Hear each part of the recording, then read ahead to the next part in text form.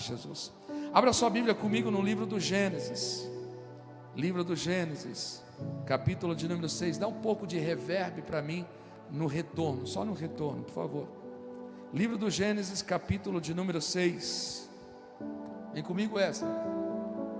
Glória a Deus. Vai para cima. Amém? Glória a Deus. Amém, Gilbert? Livro do Gênesis, capítulo de número 6. Quem achou, diga amém. Verso de número 5.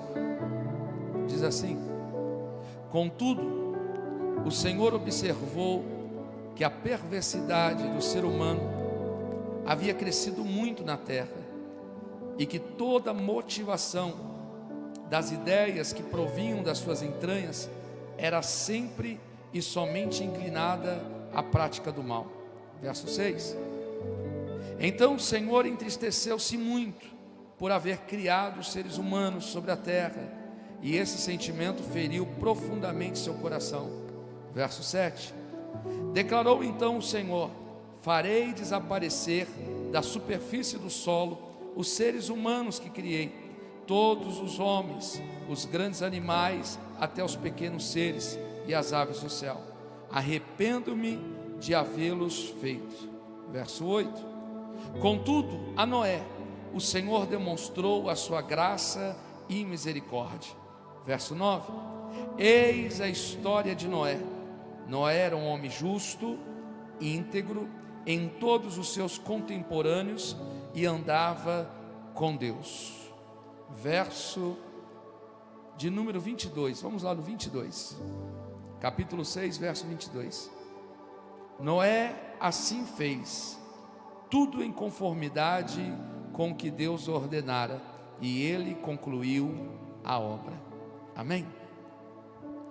Livro do Gênesis, quando trata sobre esse assunto, Deus dizendo que acabaria com a humanidade, que a humanidade entristeceu o coração de Deus, a humanidade havia se corrompido, o pecado havia entrado no coração do homem, o homem desobedeceu a Deus. Entenda que a única coisa que faz separação entre o homem e Deus chama-se pecado. O pecado é a única coisa que separa o homem de Deus. Pecar é errar diante de Deus. Pecar é substituir Deus. Pecar é prejudicar o próximo. Pecar é prejudicar a si mesmo. O homem pecou, o homem errou. O homem quis andar pela sua própria ideia, pelo seu próprio conceito. O homem falhou.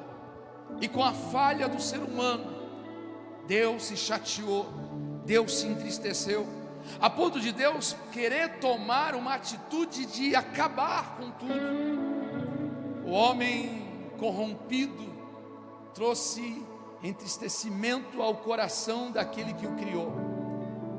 Deus então vai falar isso para Noé: Noé, eu vou acabar com a humanidade, eu vou destruir o homem, eu vou acabar com todas as coisas, e vou começar uma história nova, um tempo novo.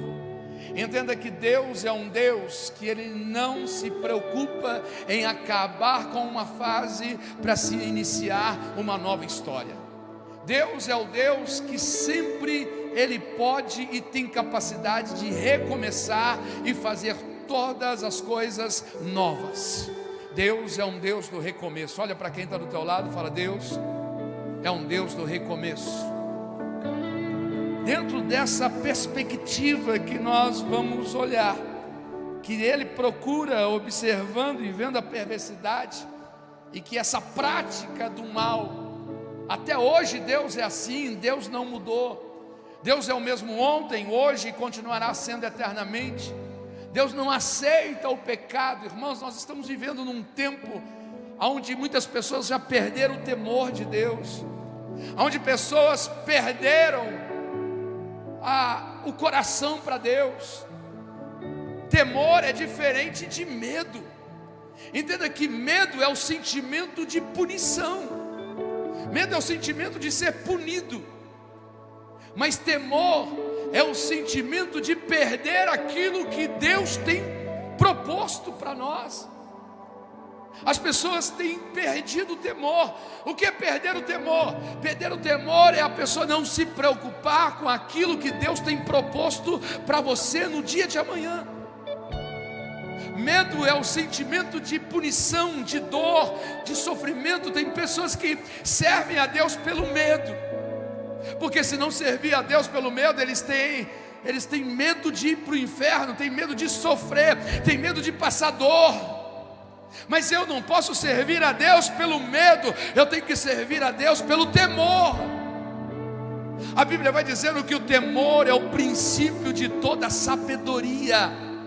Temer a Deus é você ter o sentimento que existe algo proposto que Deus tem para a sua vida, e você não quer perder o que Deus tem para a sua vida no futuro. As pessoas não estão se preocupando com aquilo que Deus tem para elas no dia de amanhã, elas estão só vivendo hoje, o agora, e esquece do que Deus tem para ela.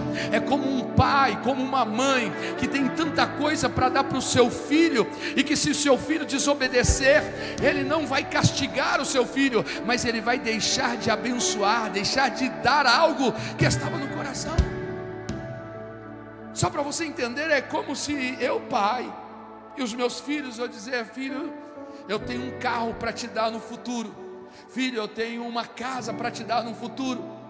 Se você for obediente, se você for alguém que anda na prática da justiça, se você for alguém que anda na prática da forma correta, eu vou te dar isso. Mas se você desobedecer, se você andar e você pecar, você errar, eu não vou te castigar, mas eu não vou te dar o que eu te daria no futuro. As pessoas não estão preocupadas com aquilo que Deus tem no amanhã, e elas estão vivendo hoje. Sabe o que Deus tem para você? Sabe o que Deus tem para mim? Deus tem guardado para mim, Deus tem guardado para você algo excelente, algo extraordinário. Se você entendesse o que Deus tem guardado para você, irmão, não se compra na loja, não se compra no Mercado Livre, não se compra na Shopee, não se compra na feira, não se compra no mercado, não. O que Deus tem proposto para mim, o que Deus tem proposto para você no futuro é algo excelente, é algo extraordinário. A Bíblia diz que aquilo que o olho não viu, aquilo que não subiu ao coração do homem, aquilo que ele não ouviu, são as coisas que Deus tem preparado para todo aquele que o ama. Entenda uma coisa: o meu erro, o teu erro, a nossa falha, ela impede de Deus nos proporcionar aquilo que Ele está com as mãos estendidas, dizendo: filho, está nas minhas mãos, filha, está nas minhas mãos, eu estou pronto para te dar. Eu só estou aguardando o temor, você segurar, você não errar, você não falhar, porque o que eu tenho para você é algo extraordinário. O que eu tenho para você vai mudar a tua história, o que eu tenho para você vai alegrar o teu coração, o que eu tenho para você vai poder te trazer alegria, vai te trazer prazer. Mas por muitas vezes nós não estamos. A humanidade pecou e errou, e o seu coração estava longe. O temor de Deus acabou. As pessoas brincam. A humanidade esqueceu do Criador. A humanidade esqueceu do provedor. A humanidade esqueceu de quem era Deus. Estavam preocupados em si próprio, na sua independência. Entenda uma coisa, que a independência para mim, para você, nunca pode e ela nunca irá existir. Eu e você temos que ser eternos dependentes de Deus. Se eu levanto, glória a Deus, porque Ele me fez a poder me levantar e me deu fôlego de vida. Se eu me levantei e eu comi, eu tomei café, glória a Deus, porque Ele proveu para que eu pudesse tomar café e pudesse me levantar e pudesse me assentar à mesa. Eu e você somos eternos dependentes dEle. Por Ele e para Ele são todas as coisas. A humanidade se corrompeu, a humanidade distanciou, a humanidade parou de conversar com Deus, a humanidade parou de entrar em relacionamento com Deus. Entenda que Deus é um Deus que é pessoal, Deus é um ser pessoal. E como ser pessoal, Ele precisa que eu e você conversamos com Ele, que nós nos relacionamos com Ele. A falta de relacionamento, a falta de intimidade, a falta de conversa. Pastor, como é que eu converso com Deus? Eu converso com Deus porque Deus é um Deus pessoal. Olha para quem está do teu lado e fala: Deus é um Deus pessoal. Deus é um ser pessoal. O que caracteriza ser uma pessoa não é ter um braço, não é ter uma perna. O que caracteriza ser uma pessoa não é ter um olho, ter o cabelo. Não, não. O que caracteriza ser uma pessoa é poder de sentir, poder de pensar e poder de decidir. Todo aquele que tem o poder de decidir, poder de pensar e poder de fazer, ele é um ser pessoal. Eu penso, eu sinto, eu decido. Deus pensa, Deus sente, Deus decide. É por isso que os animais não é um ser pessoal. Os animais até sentem, mas os animais decidem pelo instinto e não pela lógica, pelo raciocínio lógico. É por isso que as plantas, é por isso que a natureza não é um ser pessoal. Entenda uma coisa: alguém pode faltar um braço, alguém pode faltar uma perna, alguém pode faltar um olho, alguém pode faltar membro do seu corpo, mas se ele pensa, ele sente e ele decide, ele é imagem e semelhança de Deus. E se ele é imagem e semelhança de Deus, Deus aguarda que nós possamos estar nos relacionando e conversando com Ele. Ei, a humanidade precisa conversar com Deus. Ei, Deus é um Deus pessoal. Deus é o Deus que ouve a tua oração. Deus é o Deus que ouve o teu clamor. As mãos dele estão estendidas, os seus ouvidos estão abertos. Deus é onipresente aonde você estiver, seja na tua casa, seja na igreja, seja no carro, seja no escritório, seja na escola. Deus está presente. Você abre a sua boca, fala com Ele, Ele escuta e Ele responde. Eu preciso aprender a falar com Deus. Nós chamamos isso de oração. Quando falamos com Deus, chamamos de oração. Tem tantas pessoas com dificuldade dizendo: eu não sei orar, eu não sei orar. Entenda aqui uma coisa: oração é um diálogo. Oração é um diálogo onde eu falo e eu escuto. Entenda que falar com Deus não é um momento de que nós fazemos muito errado, nós somos mal educados, porque nós vamos orar às vezes em pé ou ajoelhado. Deus, Tu és maravilhoso, Tu és perfeito, obrigado, abençoa, obrigado pelo pão, obrigado pelo alimento, obrigado pela família. Senhor, eu preciso, me livra disso, livra daquilo, providencia aquilo, Senhor. Amém. Aí nós saímos de cena e nós esquecemos de ouvir Deus. Imagina você, como é que você se sentiria se alguém que está conversando com você não te dá a oportunidade de te ouvir? Só a pessoa fala, e você já pegou alguém assim que fala bastante e não te dá a oportunidade de você ouvir? Não dá a oportunidade de você falar? Você já teve alguém assim com você? E que você gostaria de poder expressar, e na hora que você vai falar, ela, não, então é isso, então é aquilo, e aí fala assim: eu não tenho nem como falar. Só a pessoa fala, ela pergunta e ela responde.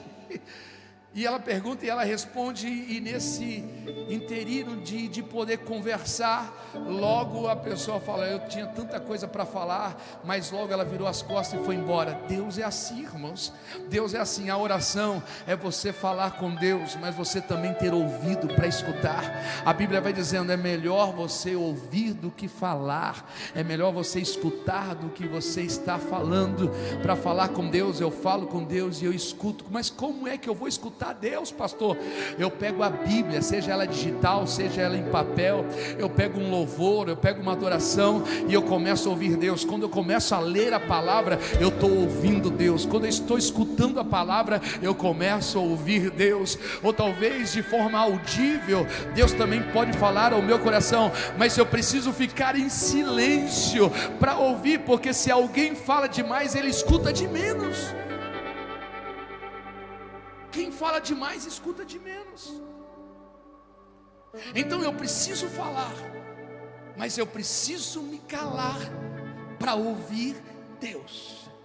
Eu quero declarar em nome de Jesus que essa é a semana que você vai ouvir Deus. Talvez você fale assim: eu não tenho escutado Deus, eu não tenho ouvido Deus, eu não tenho entendido Deus. Talvez você vive num ativismo, você vive numa correria, talvez você vive de um lado para o outro, ou só você fala com Deus e você não dá oportunidade para Ele falar. Mas eu quero declarar em nome de Jesus que essa semana você vai ouvir Deus de uma forma clara, de uma forma transparente. Você vai ver o quanto Deus estava reservando para você, o que Ele tem, e você vai ouvir a voz dele, seja através da palavra, seja através do louvor. Você vai lá na sua casa dizendo: eu nunca parei para poder entender Deus e ouvir Deus, agora eu estou ouvindo, agora eu tenho uma direção, agora eu entendo, agora eu estou escutando Ele no meu coração.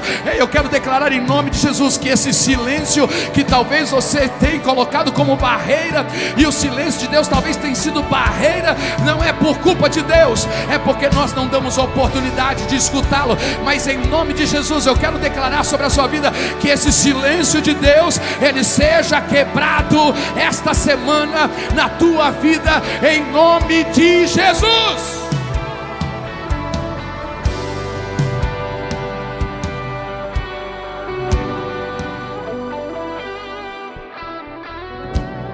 Amém, Wesley? Observou a perversidade, a terra toda dessa maneira. Então o Senhor se entristeceu de forma profunda, e Ele declarou: eu vou acabar com os seres humanos, eu me arrependo. Esse arrependimento é uma tristeza, mas aí Ele encontra Noé. Diga comigo: Ele encontrou Noé. Ele encontrou Noé e demonstrou a sua graça e a sua misericórdia. Você sabe que a humanidade não foi totalmente destruída, porque ainda ficou Noé e a sua família. Você sabe por que Deus não destruiu a raça humana, não acabou com tudo e começou tudo de novo? Porque na realidade um homem foi encontrado. Você sabe por que eu e você estamos aqui? Por causa de um homem que era justo, reto, temente a Deus e se desviava do mal. Você sabe por que nós continuamos a nossa existência? Por causa que um homem achou graça e misericórdia diante de Deus. Por causa de uma pessoa, a humanidade continuou existindo. Por causa de alguém justo, a humanidade continuou existindo. Eu e você estamos aqui porque nós somos geração de Noé. Não é mais a geração de Adão, é geração de Noé. Eu só continuo e eu só existo porque uma pessoa, uma única pessoa, ela se manteve firme, não pecou, não errou, não falhou, perseverou, acreditou, e nós continuamos existindo. Sabe o que significa isso? Se eu e você nos mantermos íntegros, se eu e você nos mantermos justos diante de Deus, se eu e você nos mantermos com um relacionamento com Deus, a família da próxima geração da sua existência continuará resistindo. Eu vou falar de novo: a próxima geração da tua casa continuará existindo, os teus filhos continuarão existindo, os teus netos continuarão existindo, os teus bisnetos continuarão existindo, a quarta, a quinta, a sexta, a sétima geração continuará existindo. Entenda que a tua atitude, o teu comportamento pode fazer que as próximas gerações que saem de você, elas continuarão existindo. Tem alguém comigo que está entendendo? Chacoalha quem está do teu lado dizendo, chacoalha e diz: o teu comportamento, a tua atitude, o teu caráter garante o futuro de uma geração que pode sair de você. Se tem alguém comigo aqui, louve a Ele, exalte o nome dEle.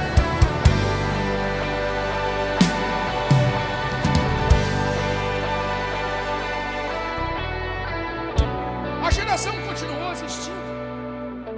Então eu sei que a partir de mim, uma geração pode continuar existindo. Ela pode dar continuidade. Deus fala com Noé, e Noé, homem justo, íntegro em todos os contemporâneos, e andava com Deus. É possível, irmãos, é possível, diga comigo, é possível ser íntegro e andar entre a corrupção e não se corromper. É possível andar entre os mentirosos e não ser mentiroso. É possível andar entre os pecadores e não pecar. É possível. É possível a gente poder andar, ser justo, íntegro, no meio de uma geração corrompida, no meio de uma geração que não anda com Deus, e a gente continuar andando com Deus. A gente sempre vai dizendo assim: com quem você está andando? Cuidado com as pessoas que podem te influenciar. Cuidado que, olha, você viu, ele era cristão, ele temia Deus, agora começou a andar com fulano, com cicrano, e agora ele foi influenciado. Irmãos, entenda uma coisa: a Bíblia diz o seguinte, que nós somos a luz desse mundo, somos o sal dessa terra.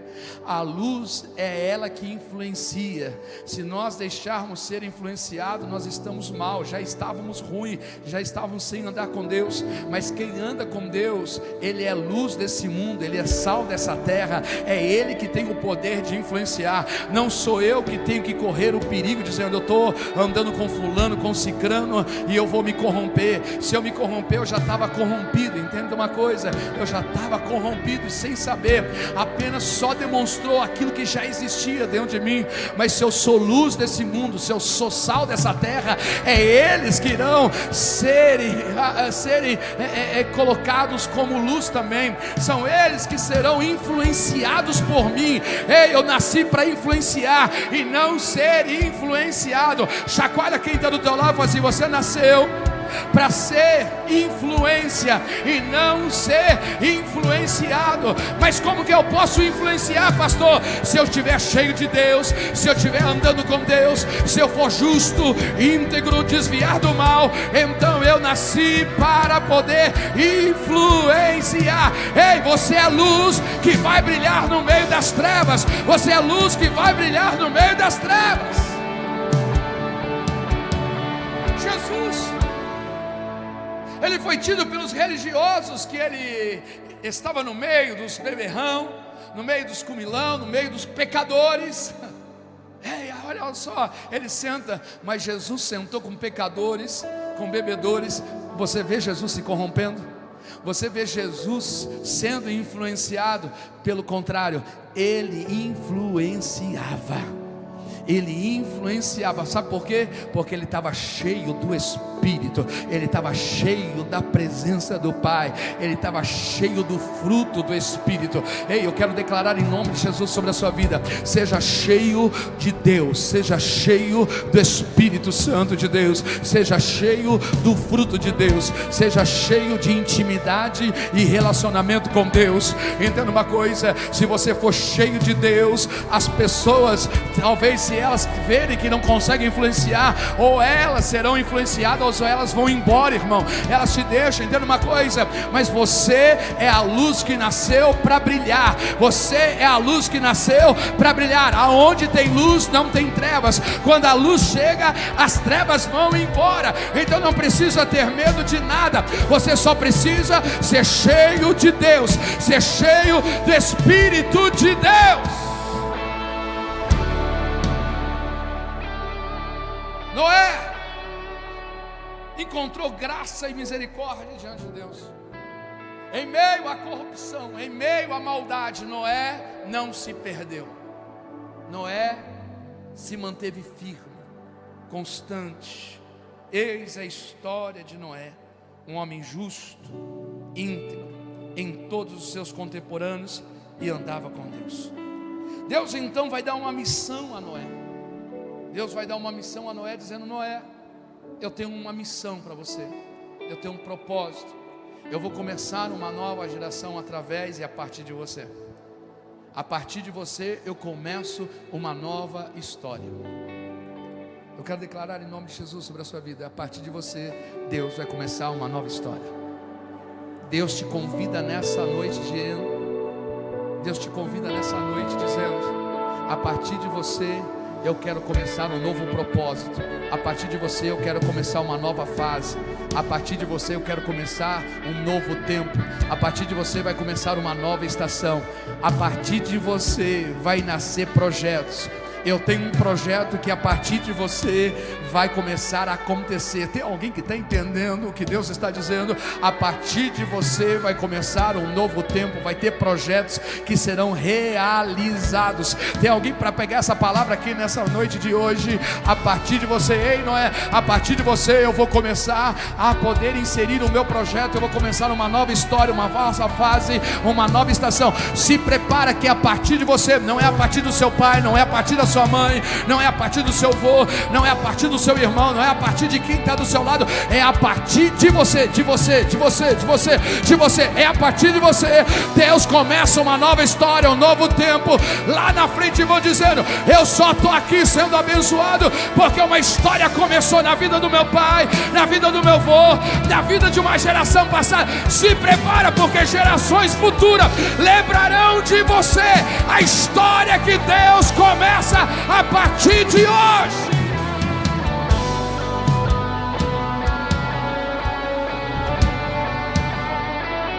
Deus vai dar uma missão. Noé, a partir de você, você faz uma arca.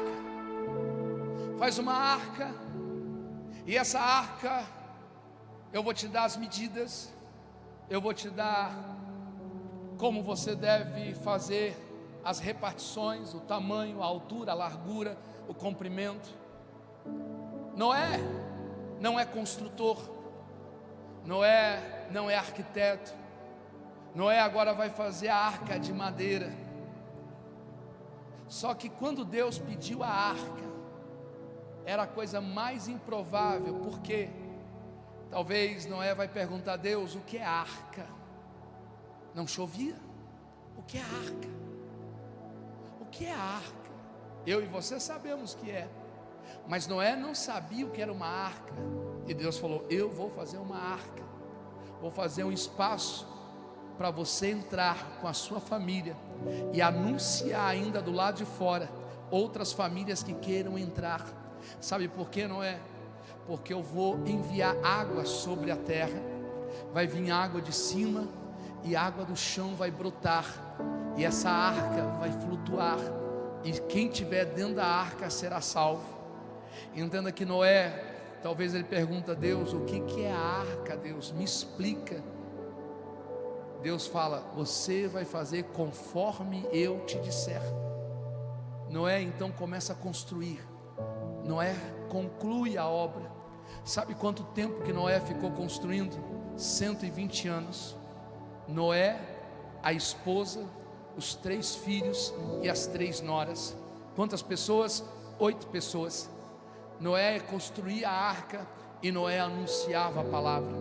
Noé construía a arca e dizia: Deus vai acabar e vai ter um novo recomeço. Deus vai começar uma nova história. Entra aqui na arca, se prepara, você e a sua família. Aquela arca sendo construída, Noé dizia: a terra vai encher de água, essa arca vai flutuar e nós vamos estar salvos dentro dela. Sabe o que as pessoas faziam? Davam risada de Noé. As pessoas caçoavam de Noé. 120 anos Noé construindo a arca. Eu entendo que se alguém se juntasse com Noé, mais 8 pessoas se juntassem com Noé, não levaria 120 anos, levaria 60 anos. Entenda que se nós nos unirmos, se nós nos juntarmos, nós conquistamos algo muito mais rápido do que sozinho. Deus nunca nos chamou para andar sozinho, mas quando nós juntamos força, quando nós juntamos unidade, nós reduzimos o tempo, reduzimos o esforço, nós reduzimos o cansaço. 8 pessoas levaram 120 anos, mas se tivesse 16 pessoas levaria 60 anos. Se a gente fizer essa proporção, quanto mais pessoas, menos anos levaria. Mas ninguém colocou a mão. Noé ficou 120 anos. O interessante é que Noé, 120 anos construindo a arca, chegou o tempo da chuva, chegou o tempo que aquele momento começou a descer água e começou a brotar água da terra.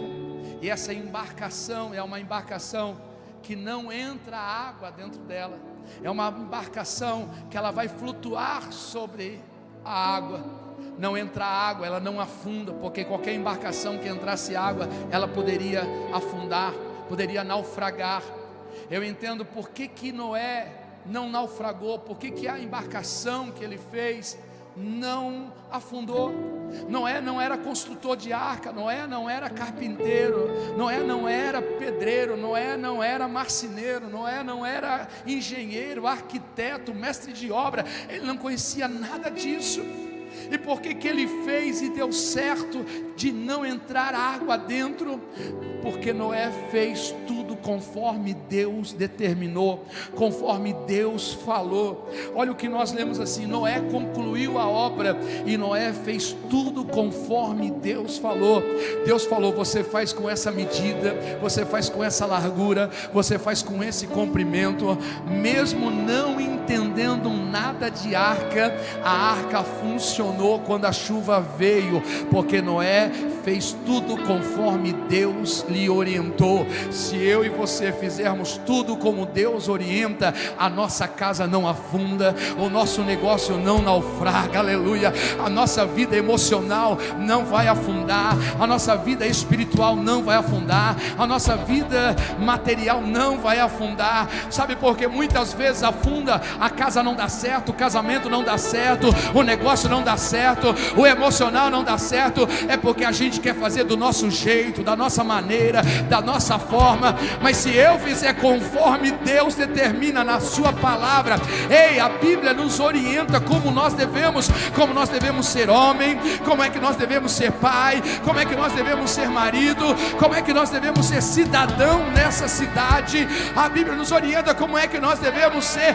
adoradores, como é que nós devemos ser servo de Deus. E se nós obedecemos conforme Deus falar, dá tudo certo. A tempestade pode vir, a chuva pode vir, pode vir talvez os trovões, pode vir talvez os momentos difíceis, mas não vai naufragar. Ei, em nome de Jesus, eu quero liberar sobre a sua vida: a sua casa não vai naufragar, os seus sonhos não vão naufragar. Ei, a sua casa, o seu casamento, os seus filhos, o seu negócio, ei, as suas finanças, o seu emocional não vai naufragar. Pastor, o que é que eu preciso fazer? Eu preciso fazer conforme a Bíblia diz que eu preciso ser. Ei, tem alguém comigo aqui nessa noite de hoje? O Senhor está dizendo: eu vou manter a sua casa, eu vou manter os teus sonhos, eu vou manter os teus projetos, eles intactos. A chuva, a tempestade, o tempo mau não irá poder afundar.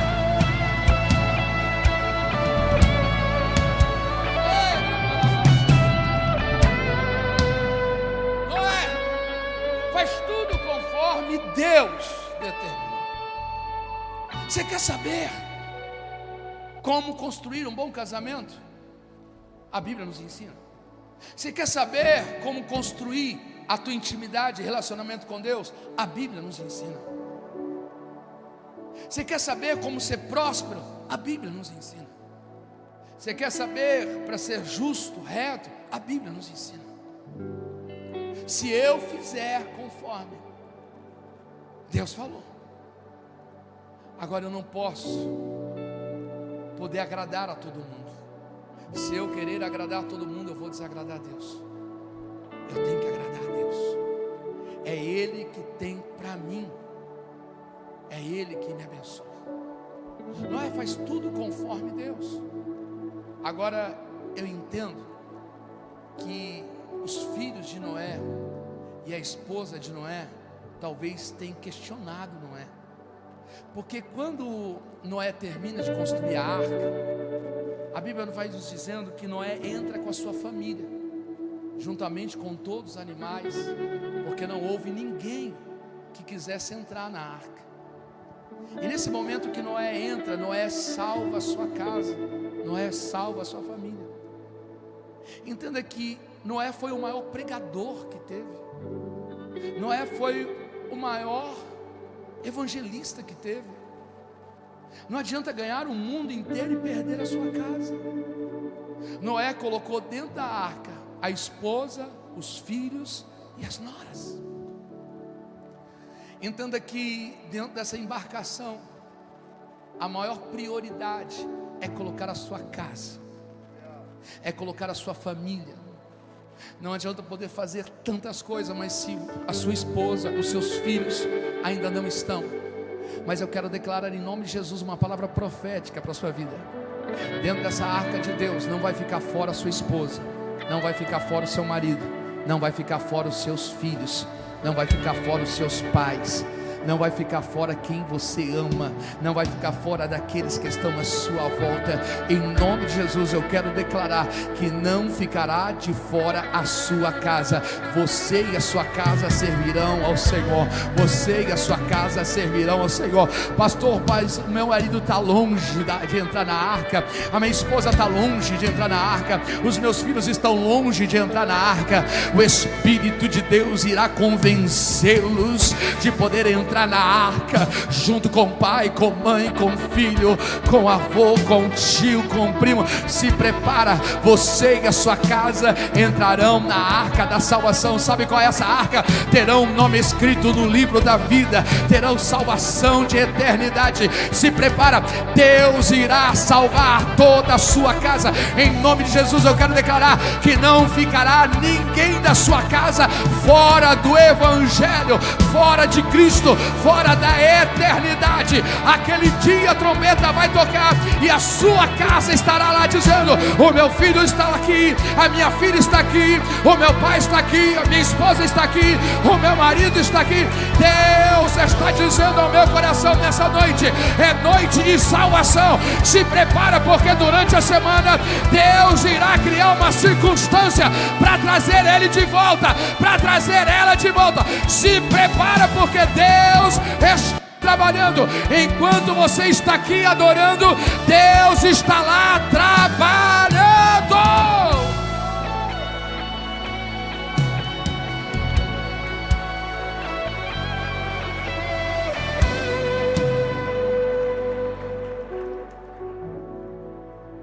Noé entra na arca, e talvez quando ele entra na arca, a chuva não veio imediato. Capítulo 8 de Gênesis vai dizendo que levaram-se 7 dias para que começasse a chover. 7 dias. Noé entra na arca com a sua família, os animais. As portas são fechadas, e quando as portas são fechadas, não tem água. A água não brota do chão, a água não cai. As pessoas passam na frente e começam a dizer: Noé estava doido, Noé estava louco. Diz que a terra seria inundada de água, que a terra seria cheia. Está lá dentro, nada aconteceu. Quem sabe a esposa, os filhos de Noé, a nora, vão questionar também Noé: pai, talvez a esposa de Noé: meu amor, será? Você tem certeza disso, que Deus falou com você? Você tem convicção que Deus te prometeu? Não é melhor a gente abrir a porta, sair, dizer para o povo que talvez você escutou coisa que não devia, fez algo que não era para fazer? Quando é que Deus falou contigo, pai? Quando é que Deus falou contigo, meu amor? 120 anos se passaram. Quando é que Deus falou? Deus falou comigo que iria enviar água para que eu pudesse fazer uma arca. Mas quando foi isso? 120 anos atrás. E depois disso, quando é que Deus falou novamente? Nenhuma vez. Mas Deus falou 120 anos atrás e agora não falou. Não precisava Deus falar de novo. Não. Noé tem uma fé que não necessita Deus falar 2 vezes. A fé de Noé é a fé que não precisa confirmação. Quantas vezes eu e você, irmãos, a gente vem para o culto, Deus dá uma palavra, a gente fala, e depois na outra semana a gente fala assim: eu preciso de confirmação de Deus, eu preciso que Deus confirma. Aí Deus fala de novo, que nem Gideão: eu preciso de confirmação de Deus. Sabe a geração de Gideão? Gideão, ele tem uma dúvida: que Deus iria dar os inimigos na mão dele. E Gideão fala assim: olha, se chover e a lã ficar seca, eu creio que Deus vai dar os inimigos na minha mão. No outro dia ele fala assim: choveu, a lã ficou seca, a terra ficou molhada, mas agora eu quero ao contrário. Agora eu quero a lã molhada e a terra seca. Na outra noite, Deus fez, molhou a lã e a terra estava seca. Gideão duvidava, ficava confirmando com Deus. Só que Noé, bastou 120 anos, Deus falar uma única vez. Deus não é homem que minta, nem filho do homem que se arrependa. A palavra de Deus não muda, o que Ele fala se mantém de ano após ano. A palavra que Deus libera, Ele sustenta até o fim.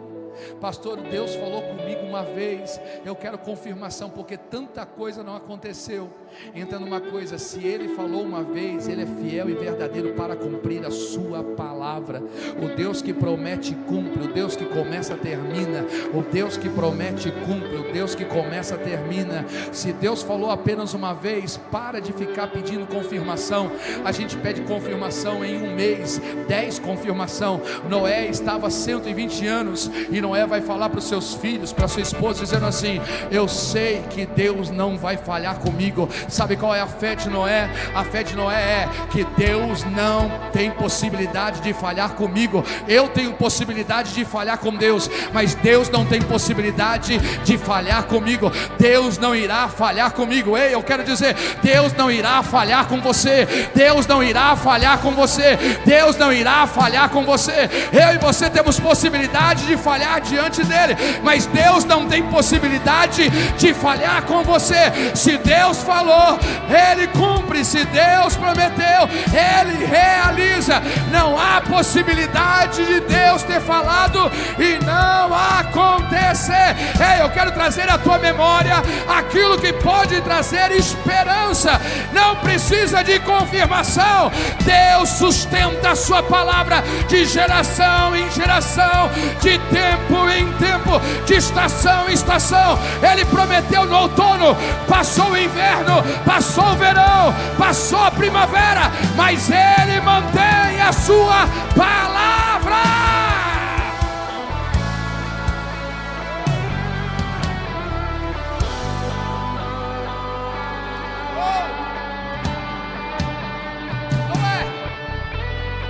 Noé está dentro disso.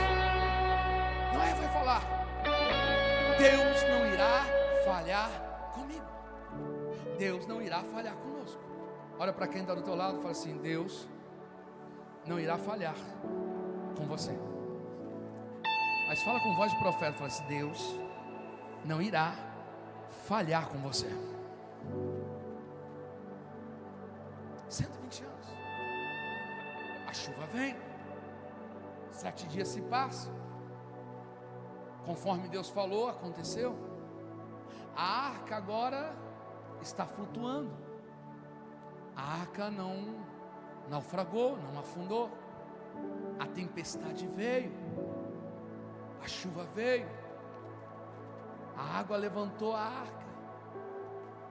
Agora entenda uma coisa: a água, para muitos que não acreditaram, fez o fim da vida.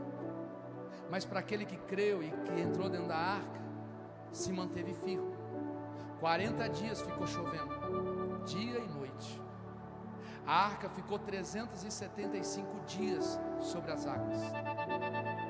Agora imagina, 375 dias sobre as águas, sem entrar água e só flutuando. Uma tempestade de 40 dias, dia e noite. Só que essa tempestade que formou a água e que a arca subiu, entenda uma coisa: a arca ficou por cima da tempestade, a arca ficou por cima das águas. Veio a chuva, veio o vento, mas a arca estava por cima.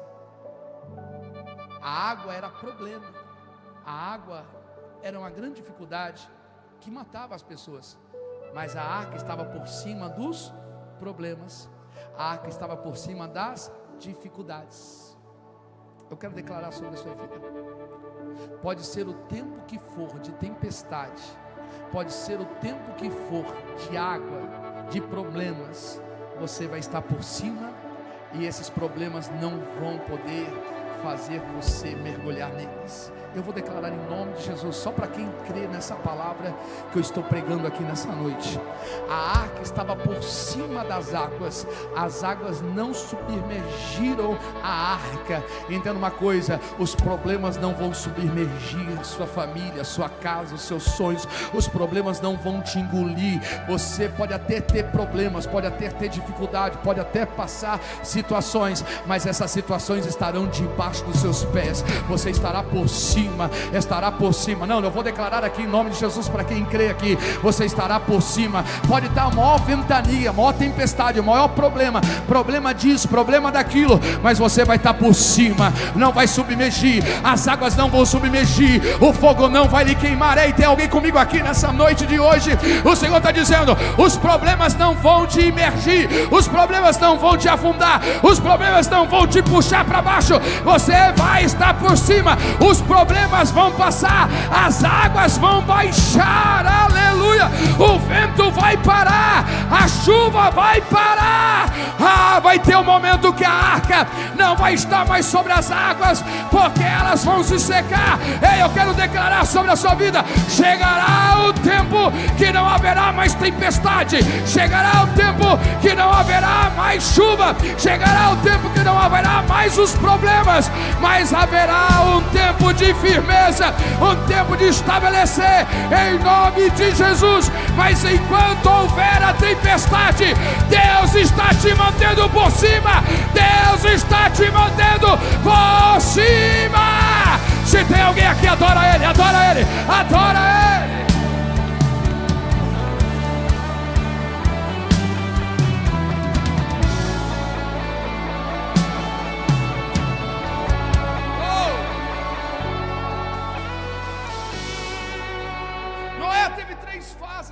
Dele, diga comigo, 3 fases. A primeira fase de Noé foi antes do dilúvio. Antes do dilúvio, Noé era justo, íntegro e andava com Deus. Essa é a primeira fase. A segunda fase de Noé é a fase que ele está dentro da arca, 375 dias. Dentro da arca ele muda os seus hábitos, ele muda a sua rotina. Porque imagina ficar dentro de uma arca com animais, a sua família. Ele muda a sua rotina, ele faz acontecer e ficar 375 dias. É a segunda fase de Noé. Primeira, antes do dilúvio. Segunda, durante o dilúvio. E a terceira fase é quando o dilúvio passa. Passa-se 375 dias, a arca para. E Noé, ao descer da arca, Noé planta uma vinha. Diga comigo, uma vinha. Noé planta uma vinha. Noé também constrói um altar de agradecimento. O altar que ele constrói, ele pega alguns animais, sacrifica esses animais como oferta a Deus. Deus recebe um altar de adoração. Entenda que altar fala de adoração, altar fala de relacionamento, de intimidade. E Noé é grato por isso. Ele constrói um altar, sacrifica para Deus. Deus se agrada, Ele se alegra, Ele celebra, Ele reconhece, Ele adora. Mas além do altar, Ele também planta uma vinha. A Bíblia nos fala que Ele fez um único altar diante de Deus, único sacrifício. Mas diante da vinha, diz que Noé, ele planta, cultiva e colhe, e dessa vinha ele colhe as uvas e faz vinho. Teve um dia para o altar, e teve mais de um ano que ficou plantando a vinha e dando atenção para a vinha. Tudo aquilo que nós damos mais atenção, nós revelamos o nosso coração. Tudo aquilo que nós damos mais atenção, nós demonstramos aonde está o nosso coração. Um dia para o altar e mais de um ano para a vinha. Noé então, quando constrói e planta, faz a vinha, Noé prepara o vinho, ele bebe exageradamente, fica embriagado, e esse que fica embriagado, agora um dos seus filhos, Cão, vê a sua nudez e começa a dar risada, começa agora a falar para os seus irmãos. Os seus irmãos, Sem e Jafé, cobrem a nudez do pai. E quando Noé acorda, Noé fica sabendo o que Cão fez, como expôs a sua nudez. E naquela maneira que ele fica sabendo o que o seu filho mais velho fez, Noé então amaldiçoa o seu filho. Noé amaldiçoou dizendo a Cão: você será servo dos seus irmãos. Uma maldição de pai para filho. Agora eu entendo o seguinte: a primeira fase de Noé antes do dilúvio, um homem justo, reto, temente a Deus. Dentro da arca, um homem que mudou os seus hábitos, o seu comportamento, mudou as suas atitudes, ele teve que se ajustar por uma nova fase. E agora no terceiro momento de Noé, Noé se embriaga e está declarando maldição para os seus filhos. Será que esse é o mesmo Noé que começou antes do dilúvio? Aquele Noé que levantou e os seus filhos acreditaram nele, aquele Noé que a sua esposa acreditou nele, aquele Noé que Deus honrou. Agora esse mesmo Noé está declarando palavras de maldição para o seu filho. Cadê o Noé justo, reto, temente? O que aconteceu com Noé da primeira fase? Aonde está esse Noé da primeira fase? Aonde está esse Noé temente a Deus? Aonde está esse Noé? Pelo contrário, era para ele ter descido, era para ele ter abençoado todos os filhos. Eu te abençoo, filhos, aqui, aqui, ali. Mas não, ele declara isso. Noé cometeu um grande erro que eu e você não podemos cometer. O erro de Noé é que ele teve um dia para o altar e teve mais de um ano para a vinha. Sabe o que é a vinha? A vinha é distração. Ele se distraiu com a vinha. A distração que Noé teve com a vinha foi mais distração e pouco altar. Pouco altar de adoração e muito tempo de distração. Quanto mais distração e menos adoração, eu e você corremos o risco de podermos modificar histórias lá na frente e comprometer a nossa casa, a nossa família, todo aquele Noé. Então o que eu quero te dizer aqui nessa noite de hoje, que eu e você possamos ter mais altar e menos distração. Que eu e você possamos ter mais altar e menos distração. Porque se eu e você tivermos mais distração do que altar, o que é altar, pastor? Altar é relacionamento com Deus, altar é intimidade com Deus, altar é tempo com Deus, altar é tempo de conversa com Deus, altar é tempo de celebração com Deus, altar é tempo de envolvimento com Deus. O que é distração, pastor? Distração é tudo aquilo que a gente faz e Deus não está envolvido, que Deus não está partilhando, que Deus não está naquele lugar, que Deus não está ali. É muito tempo com essas distrações e menos altar. O que nós estamos vendo no mundo de hoje é pessoas que estão se distraindo muito e tem pouco altar com Deus. Mas o que eu quero te trazer nessa mensagem de hoje, aleluia, é que o Noé, ele teve muita distração e pouco altar. Enquanto ele tinha mais altar e menos distração, Deus guardou a casa dele, Deus guardou a família dele, Deus honrou a fé dele, Deus fez estabelecer com ele, Deus o abençoou, Deus começou uma nova geração, Deus começou um novo tempo. Que eu e você possamos aprender com os erros de Noé, a nós não cometemos. Que eu e você possamos aqui nessa noite de hoje termos mais altar com Deus, dentro de casa que nós possamos ter o nosso altar com Deus, no trabalho ter o nosso altar com Deus, em todos os ambientes possamos ter o nosso altar com Deus, o nosso relacionamento, a nossa intimidade, a nossa oração, o nosso tempo, a nossa dedicação, o nosso envolvimento com Deus. Ei, eu estou chamando você, Lagoinha Mauá, a você ter mais altar com Deus, mais intimidade, mais relacionamento e menos distração. Talvez você pode se distrair, não há nada de errado, mas existe limite para que eu e você, nós não podemos igualar, nós não podemos ter mais. Se nós tivermos mais altar e menos distração, nós abençoaremos os nossos filhos, nós abençoaremos as outras gerações, portas estarão abertas, bênçãos de Deus estarão sendo derramadas, curas estarão sendo estabelecidas, novos começos estarão sendo conquistados. Ei, tem alguém comigo aqui que está entendendo? Mais altar vai te proporcionar bênçãos de Deus, a glória dele.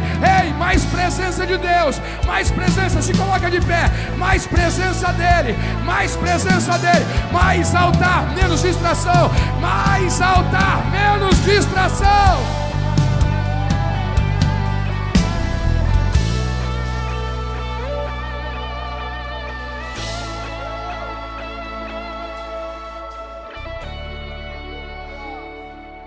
Aleluia, aleluia. Que eu e você possamos voltar ao altar, que eu e você possamos voltar à adoração genuína, que eu e você possamos voltar a escolher a comunhão acima das distrações, que eu e você possamos voltar ao primeiro amor de Deus, que eu e você possamos voltar. Ei, Noé, você está aqui nessa noite de hoje, Noé. Ei, Noé, quem era você antes e quem você hoje é? Você consegue entender quem você era antes e quem você é hoje?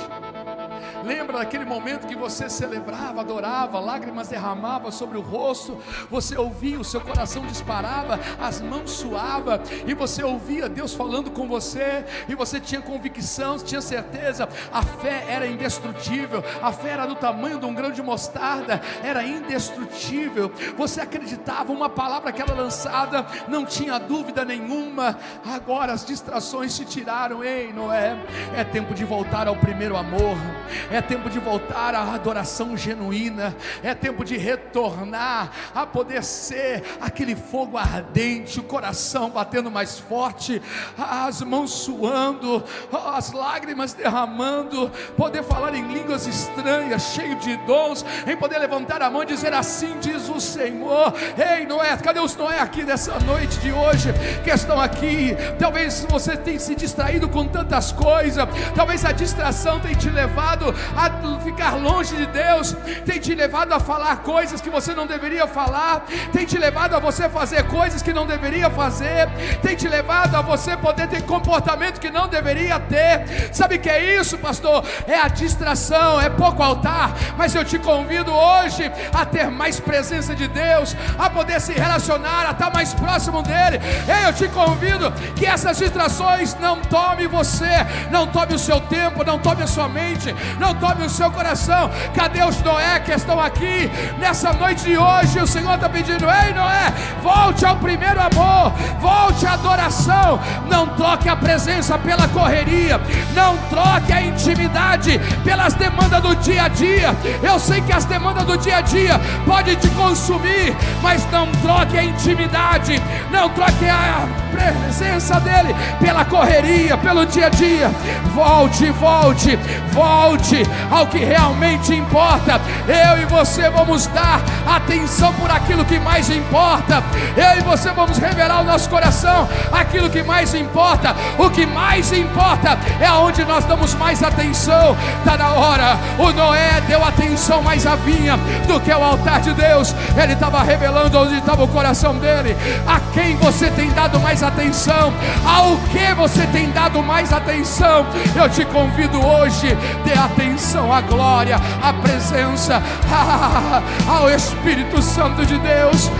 Vamos igreja, vamos igreja. Eu te convido, volte ao primeiro amor, volte ao primeiro amor, volte a acender a chama. Não deixa que a chama do altar se apague, não deixa que as distrações possam tirar o teu foco, possam tirar a tua fé, que possam querer gerar dúvida em você, em nome de Jesus. Ei, Noé, Deus já falou com você. Ei, mulher, Deus já falou com você. Ei, homem, Deus já falou com você. Você já viu tantas coisas Deus fazendo, você já andou por cima de problemas, por cima de dificuldade. Deus já honrou o que te disse. Mas as distrações Não importa como você começa, importa como você termina. Olha, Noé começou bem, mas ele terminou mal. Mas em nome de Jesus eu quero declarar sobre a sua vida que você talvez começou bem e vai terminar melhor ainda. Talvez você começou mal, mas vai terminar ótimo em nome de Jesus.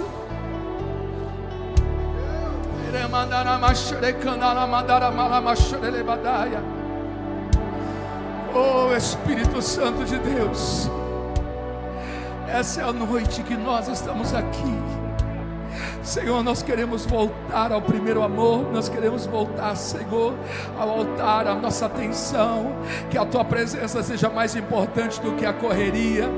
Senhor, que a Tua graça e a Tua misericórdia seja mais importante do que o dia a dia. Senhor, nós não queremos nos distrair com a vinha, aonde há contenda, aonde há intriga, aonde há palavras, há comportamentos. Talvez você fale assim: eu não era assim no começo eu tinha mais paciência, no começo eu tinha mais sabedoria, no começo eu tinha temor de Deus, no começo eu tinha graça, eu falava em línguas estranhas, eu profetizava. Ei, Noé, o Senhor está dizendo: volte ao altar, porque tudo isso retorna para ti.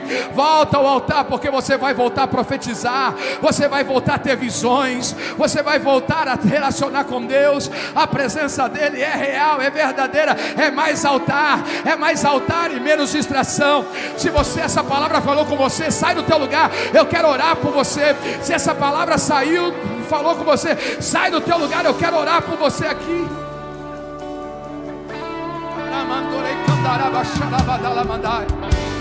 Se essa palavra falou com você aqui, sai do teu lugar e vem aqui, eu quero orar por você. Talvez as distrações tenham tomado o seu tempo de relacionamento, de intimidade com Deus, mas Deus te escolheu, Deus achou graça em você, a bondade e a misericórdia dele tem te alcançado.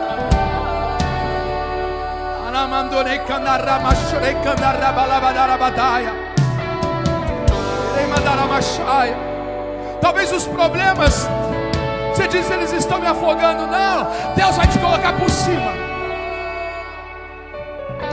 A mandar abaixar, sai do teu lugar, eu quero orar por você. Eu quero abençoar a sua vida. Eu quero declarar sobre você.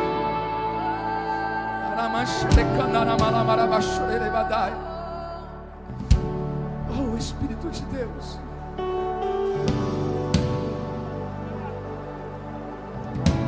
toca, Senhor, nessas vidas. Que haja renovo no céu, que haja graça, que haja renovo, que haja renovo. Que o altar dessa noite, Pai, gere vida, vida, vida, vida. Gere, Senhor, Pai, a Tua presença gere vida, Senhor. Toca, Senhor, toca, Pai. Tu és um Deus poderoso, vai tocando, vai tocando.